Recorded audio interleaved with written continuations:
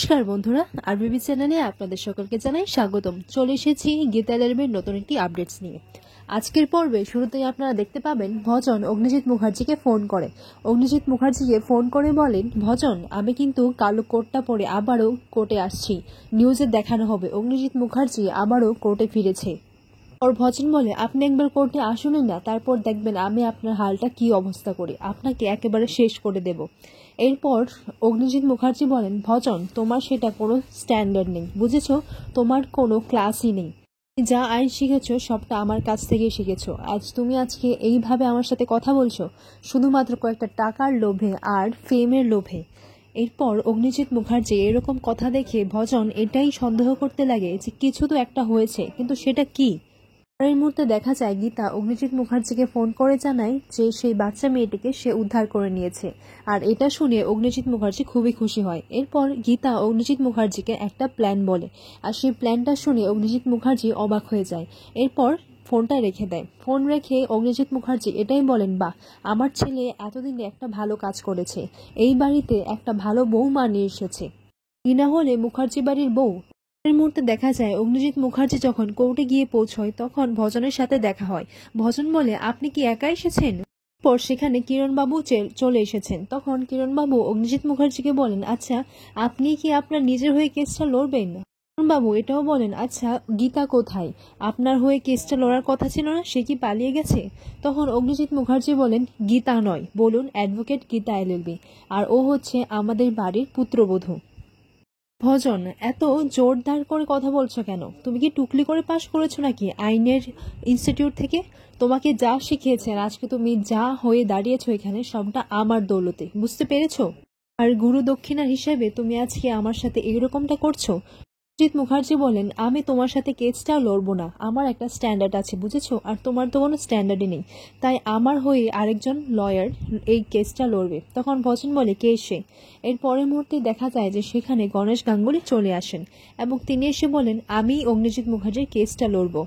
এরপর ভজন বলে, ও, জুনিয়র হয়ে লড়বেন? তখন অগ্নিজিৎ মুখার্জি বলেন, না, উনি হচ্ছেন অ্যাডভোকেট গণেশ গাঙ্গুলি, আর উনি মাত্র শুধু একজন অ্যাডভোকেটই নয়, উনি হচ্ছেন আমার বেআই। এরপর গণেশ গাঙ্গুলি বলেন, সম্পর্কে আমি ওনার বেআই হই, আমি আমার দায়িত্ব শুধু পালন করছি, আর উনি একজন সৎ মানুষ। এরপর কিরণবাবু বলেন, উনি একজন সৎ মানুষ, এই বলে তারা হাসতে লাগে। কিরণ বলে, আজকে কিন্তু ফয়সালা হয়ে যাবে, জাজ রায় জানিয়ে দেবে, ওই রত্না মণ্ডল আপনার এগেনস্টেই তো বয়ান দেবে, তারপর কি হবে? তারপর তো সবটাই শেষ। অভিজিৎ মুখার্জি বলেন, সেটা না হয় পরেই জানা যাবে। পর কিরণবাবু এটাই বলতে লাগে যে ওরা কিভাবে আবারও এই ময়দানে লড়াইটা লড়তে চলে এলো, কিছু তো একটা হয়েছে। তখন ভজন বলে, আরে ওসব কিছু হয়নি, আমার ভেলকির সামনে সবাই ফেল করে যাবে।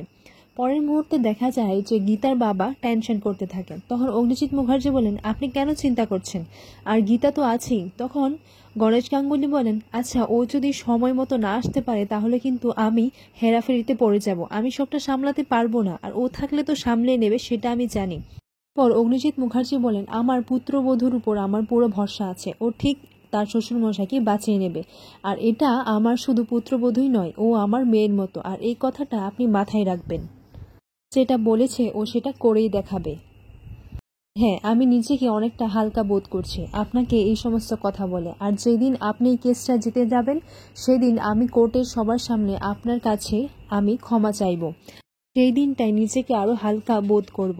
এরপর গণেশ গাঙ্গুলি বলেন, এইসব আপনি কি বলছেন? এরপর অগ্নিজিৎ মুখার্জি বলেন, হ্যাঁ, আমি আপনার সাথে অনেক অন্যায় করেছি, আপনাকে ঘোষ নেওয়ার অপবাদ দিয়ে আপনাকে এই কোর্ট থেকে বাইরে করে দিয়েছি, আর সেটার জন্য আমি সবার কাছেই ক্ষমা চাইব। অন্যদিকে দেখা যায় ভজন ঢালিকে ফোন করে জানায়, আচ্ছা, বড়বাবু আর কদ্দূর? তখন ঢালি বলে, বড়বাবু তো অনেক আগেই বেরিয়ে পড়েছে, প্রায় আধ ঘন্টা হয়েছে। তখন ভজন বলে, আধ ঘন্টা? কিন্তু উনি তো এখনো কোর্টেই আসেননি। আর ভজন বলে, আর এইদিকে গণেশ গাঙ্গুলি অগ্নিজিৎ মুখার্জির হয়ে কেস লড়তে এসেছে, এবার কি হবে? তখন ঢালি বলে, স্যার, হরিণ কি তাহলে ভয় পেয়ে গেছে? তখন ভজন বলে, ঢালি, মুখ সামলে কথা বলো, কেসটা আমার ক্যারিয়ারের সব থেকে ইম্পর্ট্যান্ট একটা কেস, যে করেই হোক এই কেসটা আমাকে জিততেই হবে। পরের মুহূর্তে দেখা যায় সেখানে কিরণবাবু চলে আসে। কিরণবাবু বলেন, আচ্ছা, বড়বাবু কি কোনোভাবে? তখন ভজন বলে, না, ওনার প্রাণভোমরা যে আমার কাছে আছে, ওনাকে এমনভাবে চেপে ধরেছি না যে উনি এই দিক থেকে ওদিকেও যেতে পারবেন না। এরপর দেখা যায় যে বড়বাবু সেখানে চলে আসেন, আর বড়বাবু এসেই ওদের দিকে তাক করে তাকিয়ে থাকে। তখন কিরণবাবু বলেন, এরকম তাকানোর কি আছে? বলে, আপনি উইটনেসকে এনেছেন? বড়বাবু বলে, হ্যাঁ। এরপর ভজন বলে, আমি আপনাকে যা যা বলে দিয়েছি সেটাই শিখিয়ে দিয়েছেন তো, সেরকম ভাবেই করেছেন তো? তখন বড়বাবু বলে, হ্যাঁ করেছি। পরের মুহূর্তে দেখা যায় অগ্নিজিৎ মুখার্জি আর ভজন মিত্তির আবারও সামনাসামনি হয়। অগ্নিজিৎ মুখার্জি বলেন, তুমি একটা নির্বোধ একটা মানুষ। তখন ভজন বলে, অগ্নিজিৎ মুখার্জি? তখন অগ্নিজিৎ মুখার্জি বলেন, ইউ কল মি স্যার, আর তোমার ব্যাচের সমস্ত ছেলেমেয়েরা আমাকে সেই বলেই ডাকে, আর তুমিও সেটাই করো। তুমি যেরকম তোমার সঙ্গীটিও ঠিক সেই রকমই। এরপর গণেশ গাঙ্গুলি বলেন, হ্যাঁ, এমন তবলা তেমনি তার বাহা। এরপর কিরণবাবু বলেন, হ্যাঁ ঠিক বলেছেন, এখন সেটাই দেখবেন কি তাল বাজে। এরপর তখনই দেখা যায় সেখানে গীতা চলে আসে এবং গীতা বলে, এখন যে তালটা আমি শুরু করব সেটা আপনারা সামলাতে পারবেন তো? তালে তাল মিলিয়ে নাচতে পারবেন তো?